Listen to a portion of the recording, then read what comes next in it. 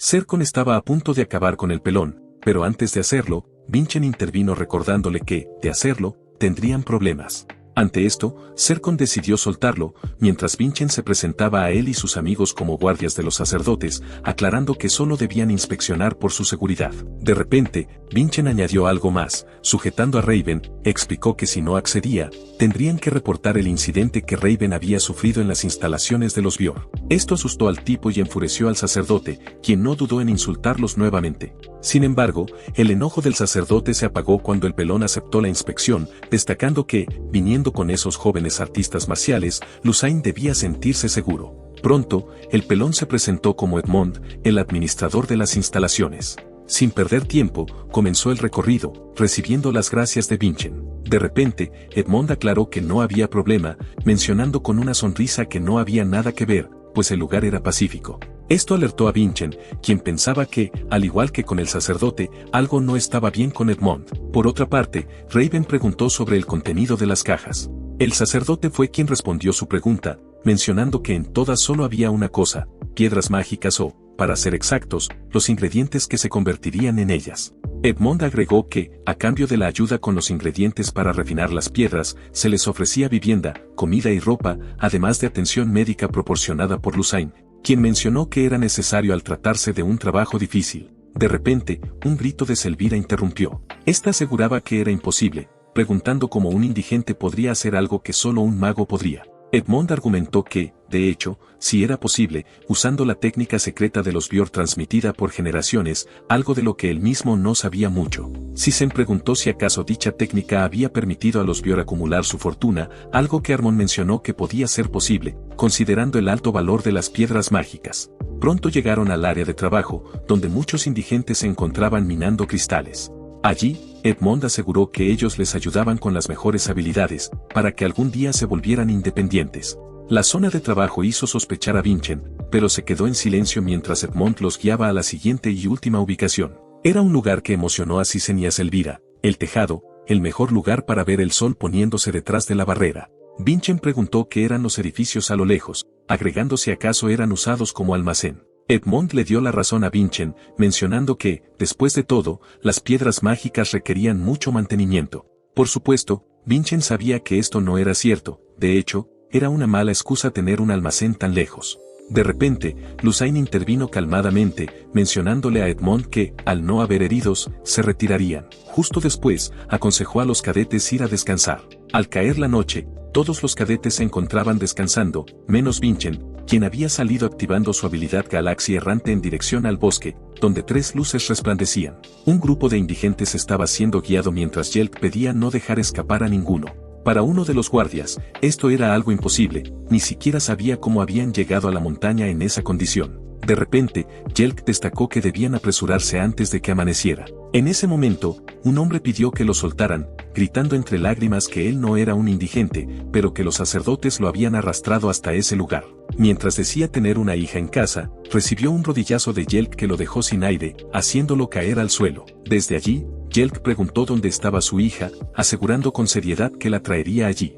Ante esto, el tipo no tuvo más opción que quedarse callado. Yelk preguntó si acaso no quería ver a su hija, mientras todos temblaban al escuchar que, de intentar escapar, sacaría a los mendigos de las calles. ¿Quién sabe si serán sus familiares o amigos?, preguntó Yelk. El último chico en la fila decía susurrando que quería ir a casa, deseo que se le cumplió cuando alguien se lo llevó a lo oscurito. Algo de lo que nadie se percató hasta llegar al sitio donde Yelk mencionó que el verdadero trabajo empezaría. De este modo, Yelk empujó al tipo de antes, asegurando que, de resistirse, recibiría otra paliza. Mientras todos entraban, Yelk preguntó cuántos eran. Eran 10, dijo el tipo. De inmediato, Yelk comenzó a contarlos hasta llegar al 9, dándose cuenta de que el número 10 no estaba. Ante esto, Yelk preguntó por qué solo había 9, algo que el guardia no supo cómo responder.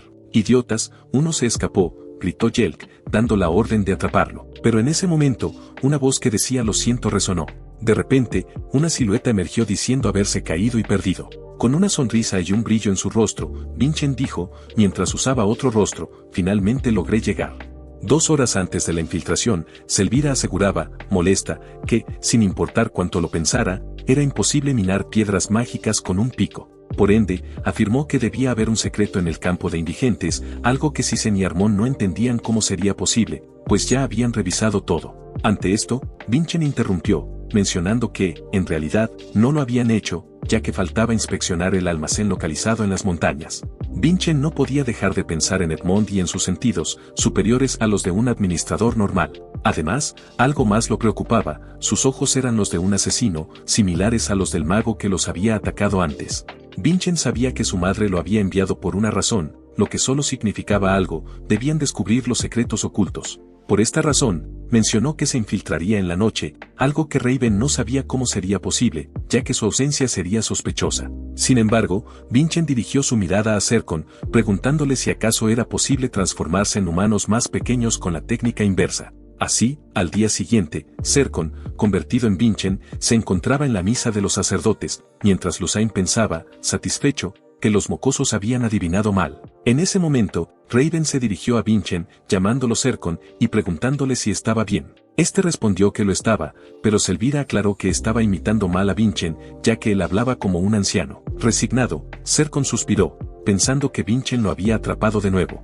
Por otro lado, en las montañas, Jelk golpeaba a Vinchen, encerrándolo en una celda donde, con ira, gritó que estaba harto de su torpeza, aclarando que debía quedarse quieto sin pensar siquiera en resistirse. Pensar que acabaríamos en prisión, dijo un nervioso Julian, contrastado por la tranquilidad de Vinchen, quien afirmaba que no era tan malo una vez se acostumbrara. En ese momento, un círculo mágico apareció en el suelo, del cual emergió el espíritu de Seri, quien no tardó en preguntar sobre el estado de Vinchen. Este confirmó que la infiltración había sido un éxito, agregando que primero reuniría información. En ese momento, un grito llamó la atención de Vinchen. Era el tipo que había sido golpeado antes, quien pedía salir, gritando su dirección y diciendo que allí estaba su hija. Por favor, déjenme alimentarla, suplicó. Entonces, Jelk apareció con una píldora, clamando con una sonrisa que era hora de cenar. Mientras Vinchen se preparaba para reaccionar, Jelk no tardó en tomarlo a la fuerza, gritando que debía tomarla. Nerviosamente, Julian dijo que no debía hacerlo,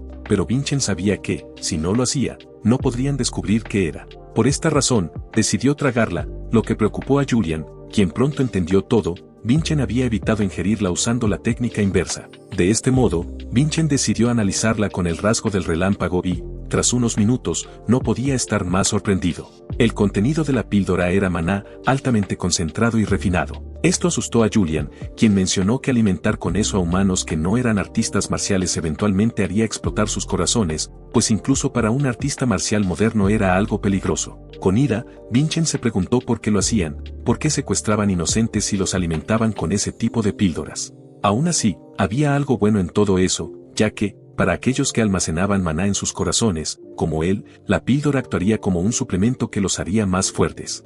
Algunos días después, todos fueron llevados a un edificio que Vinchen no había visto nunca. Al llegar al lugar, que emitía una rara energía, Jelk aclaró que debían entrar uno por uno. Temerosos, algunos entraron, pero nada ocurrió. Esto molestó a Jelk, quien se preguntó si acaso eran falsos. Pronto llegó el turno del tipo de antes y, al momento de entrar, el entorno cambió por completo, apareciendo un sinfín de ojos demoníacos que lo asustaron. En ese momento, un grito liberó un maná oscuro en el tipo, alegrando a Jelk, quien clamó entre risas que sabía que al menos uno sería un éxito. Con sus ojos rojos y emitiendo energía oscura de su cuerpo, el tipo gritó su dirección, agregando que papi volvería a casa. De inmediato, tanto Julian como Vinchen se dieron cuenta de lo que era. Sabían que no había posibilidad de error, era la misma sensación que emitía Malone y el espíritu que lo poseía, al igual que la misma energía que emanaba el archidemonio. Esto solo significaba algo que los asustaba, se estaba formando un trato con el espíritu malvado de Raven.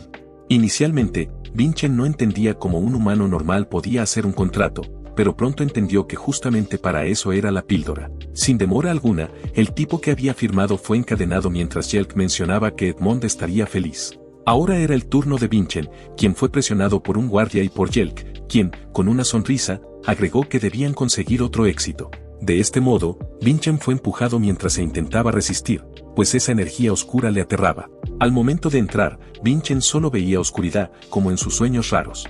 Ahora Vinchen lo entendía, estaba en las memorias negativas, donde el espíritu malvado trataría de adentrarse en su corazón. De repente, su padre mencionó que una cosa desagradable había nacido, y su madre, preguntando por qué no podía morir, apareció ante él. Vincent pensaba para sí que, desde su nacimiento hasta su muerte, ninguno de ellos lo había aceptado. Con determinación, Vincent liberó sus rayos, clamando que ya no sería retenido por ellos, desapareciéndolos entre relámpagos mientras le gritaban Daven. Ahora Vincent había vuelto a la realidad, donde, por su extraño comportamiento, Jelk pensaba que no había funcionado. Repentinamente, los ojos de Vincent se iluminaron, desatando una fuerte explosión de relámpagos que se podía ver desde el mercado de Maltún. Preocupado por esto, Lusain se preguntó qué había pasado en dicha ubicación, mientras Serkon, con preocupación, pensaba que había sido de Vincent. Este había destrozado el edificio. Aún así, Jelk estaba ileso y no tardó en levantarse, gritando que todo el que pudiera ponerse en pie debía atrapar a ese maldito. Aunque no lo supiera, Vincent estaba a sus espaldas.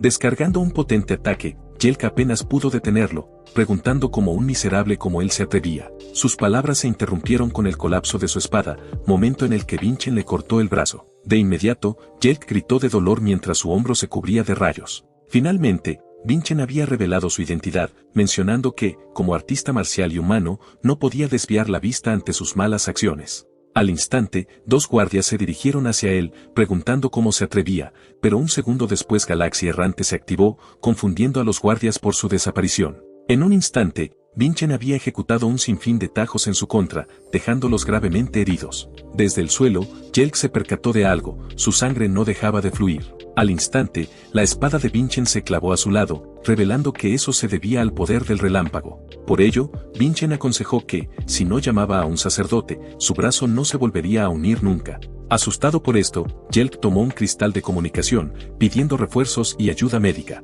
Con esto, el plan de Vincent había comenzado, pues pronto los sacerdotes vendrían acompañados de sus amigos.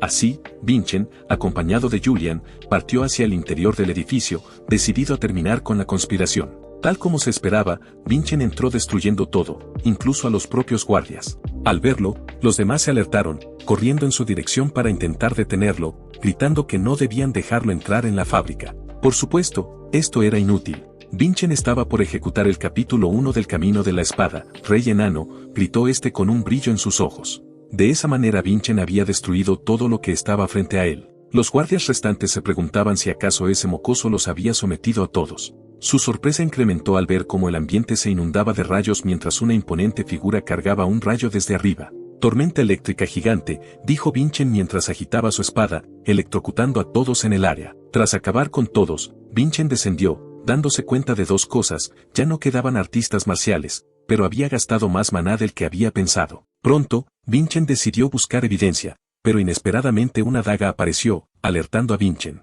Este logró esquivarla, mientras, desde arriba, una silueta comenzaba a pronunciarse, mencionando que el pequeño niño se había vuelto codicioso. Por su vestimenta y máscara, Julian no tardó en reconocerla como una artista marcial de 7 estrellas de Björn, Hester Lancerton, quien se preguntaba qué tipo de danza le mostraría el inútil de los Adenka.